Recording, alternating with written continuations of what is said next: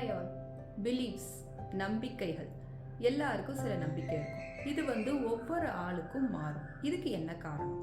நம்ம குழந்தையா இருக்கிறப்ப நமக்கு சில விஷயங்களை புகுத்தியிருப்பாங்க. 7 வயசுக்குள்ள நமக்கு என்னெல்லாம் நமக்கு சொல்றாங்களோ அது நம்மளோட பிலீஃப் சிஸ்டமா மாறிடுது. அதை விட்டு நம்மளால அவ்வளோ ஈஸியா வெளியே வர முடியாது. அதாவது இப்போ சப்போஸ் பணம் சம்பாதிக்கிறது, பணக்காரனா இருக்கிறது, பணக்காரனா காட்டுறது தப்பு அப்படின்னு சின்ன வயசுல எங்கேயாவது சொல்லியிருக்கலாம். ஸோ அந்த பிலீஃப் சிஸ்டமை சில குழந்தைங்க பெரிய ஆள் ஆனாலுமே மைண்டில் எடுத்துகிட்டு தான் வர முடியும். ஏன்னா அது அவங்களுக்கு புகுத்தப்பட்டுருச்சு. ஸோ அவங்களால நினச்ச மாதிரி மேனிஃபெஸ்ட் பண்ண முடியாது. ஏன்னா இதை செஞ்சால் தப்பு, இதை செஞ்சால் சொசைட்டி நம்மளை தப்பாக பேசும் அப்படிங்கிற ஒரு பிலீஃப். இது மாதிரி நிறையா இருக்குது. 7 வயசுக்குள்ள பேரண்ட்ஸ் குழந்தைங்களுக்கு என்ன சொல்லி கொடுக்குறாங்களோ அதுதான் அவங்கள லைஃப் லாங் அந்த பிலீஃப் சிஸ்டத்துலேயே அவங்கள வச்சுருக்கோம். இது என்ன ஆகும்னா சப்கான்ஷியஸ் லெவலில் அவங்களுக்கு போய் பதிஞ்சிடும்.